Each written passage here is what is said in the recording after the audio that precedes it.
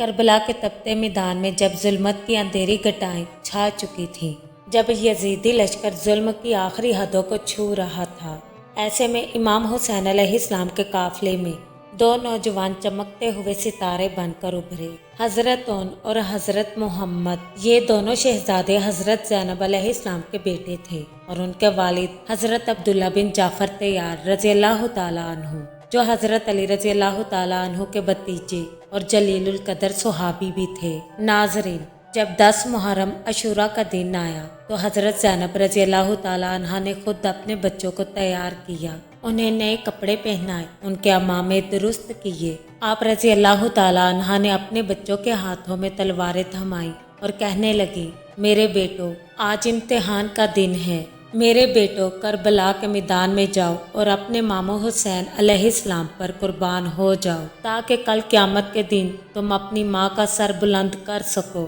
حضرت اون و محمد میدان کربلا میں گئے اور یزیدی فوج پر ایسے ٹوٹ پڑے جیسے شیر اپنے شکار پر حملہ کرتا ہے۔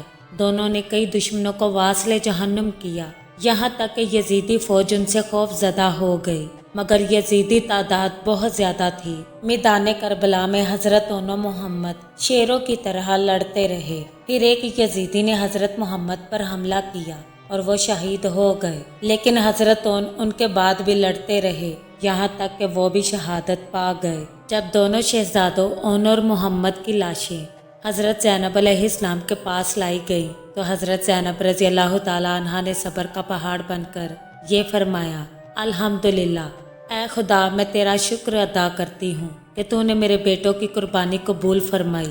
اللہ تعالیٰ سے دعا ہے کہ اے اللہ، ہمیں اہل بیت جیسا صبر عطا فرما، ان کی محبت ہمارے دلوں میں زندہ رکھ اور ہمیں ظالموں کے خلاف کلمہ حق کہنے کی توفیق عطا فرما، آمین۔